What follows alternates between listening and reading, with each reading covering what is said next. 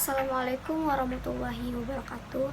Perkenalkan, nama saya Ihwani, NIM saya 0309192044, kelas Pendidikan Ilmu Pengetahuan Sosial 2, Stambuk 2019, Fakultas Ilmu Tarbiyah dan Keguruan, UIN Sumatera Utara, Medan. Tujuan saya membuat video ini adalah untuk memenuhi tugas akhir semester mata kuliah Administrasi Pendidikan. Baiklah, saya akan menjelaskan tentang pengertian administrasi pendidikan. Administrasi pendidikan adalah proses pengembangan kegiatan kerjasama sekelompok orang untuk mencapai tujuan yang lebih ditetapkan, yaitu tujuan untuk mencapai tujuan pendidikan. Pendapat lain menjelaskan bahwa administrasi pendidikan adalah semua usaha untuk mendayagunakan secara tepat guna dan hasil guna sumber-sumber material dan personal yang tersedia untuk mencapai tujuan pendidikan. Hadari Nawawi menambahkan bahwa administrasi pendidikan adalah keseluruhan proses pengendalian usaha kerjasama seluruh orang untuk mencapai tujuan pendidikan sesuai rencana yang telah dirancang dan diselenggarakan secara sistematis, rasional, efektif, efisien pada suatu lembaga pendidikan baik swasta atau negeri, formal atau non-formal. Dengan demikian dapat disimpulkan bahwa administrasi pendidikan adalah kegiatan tulis-menulis, mengirim, dan menyimpan keterangan pada personil pendidikan serta kerjasama antara setiap personil dalam mencapai tujuan pendidikan. Karakteristik administrasi pendidikan. Administrasi pendidikan sebagai ilmu dan proses terus dilaksanakan dan dikembangkan dalam praktik pendidikan di sekolah, madrasah, dan pesantren. Berdasarkan definisi-definisi di atas, maka dapat dipahami karakteristik administrasi pendidikan adalah sebagai berikut. Yang pertama, administrasi pendidikan meliputi semua kegiatan yang berkenaan dengan tujuan memperbaiki proses pendidikan. Yang kedua, administrasi pendidikan merupakan usaha kolektif dan kerjasama sekelompok orang di dalam lembaga pendidikan berdasarkan ketentuan dan batasan-batasan kemampuan tertentu. Yang ketiga, administrasi pendidikan merupakan proses kemanusiaan yang bertujuan agar terpenuhi keinginan dan kebutuhan manusia dalam rangka memperbaiki kehidupan manusia melalui perubahan manusia yang bersangkutan. Yang keempat, administrasi pendidikan adalah proses sosial dengan arti kata bahwa administrasi pendidikan tersebut harus memberikan manfaat bagi masyarakat. Yang kelima, administrasi pendidikan adalah proses pendidikan yang berusaha untuk mengembangkan pekerja-pekerja dan orang-orang yang berkaitan dengan organisasi. Yang keenam, administrasi pendidikan juga merupakan usaha-usaha yang teratur dan usaha-usaha yang tepat dalam melaksanakan koordinasi suatu organisasi. Yang ketujuh adalah administrasi pendidikan merupakan kerja kepemimpinan yang bijaksana dan dapat menciptakan iklim yang kondusif, meliputi material, psikologis, spiritual, dan sosial. Yang ke-8 adalah administrasi pendidikan adalah proses pendidikan yang bertujuan untuk mencapai tujuan.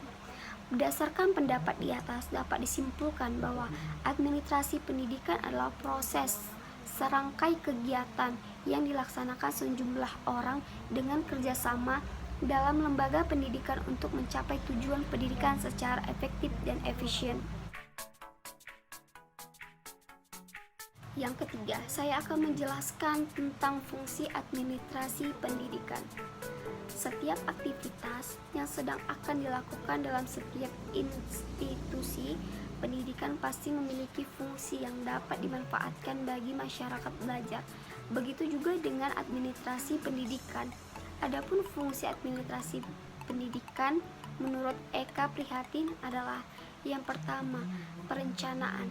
Perencanaan yaitu administrasi berfungsi untuk merencanakan berbagai hal yang akan dicapai untuk beberapa waktu ke depan.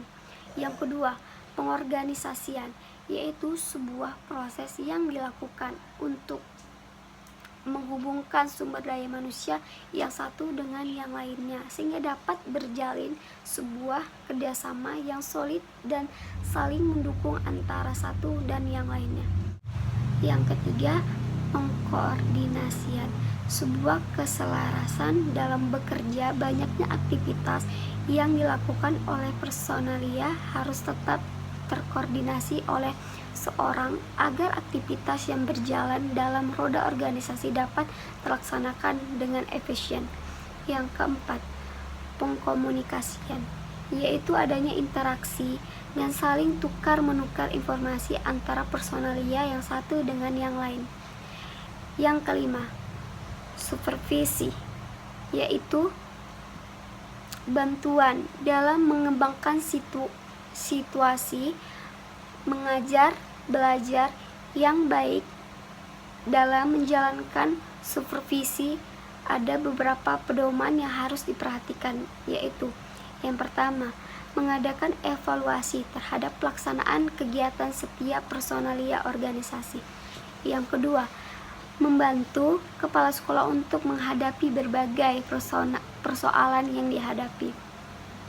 Yang keenam, pegawaian memiliki fungsi yang sangat penting dalam menghadapi sebuah tujuan. Fungsi pegawaian sudah dijalankan sejak penyusun, merencanakan, dan pengorganisasian. Yang ketujuh, pembiayaan, yaitu belajar yang digunakan oleh sebuah organisasi untuk menjalankan setiap kegiatan yang akan dilaksanakan. Dalam administrasi pendidikan, pembiayaan merupakan fungsi yang memiliki peran yang sangat strategis dalam mensukseskan mencapai suatu tujuan.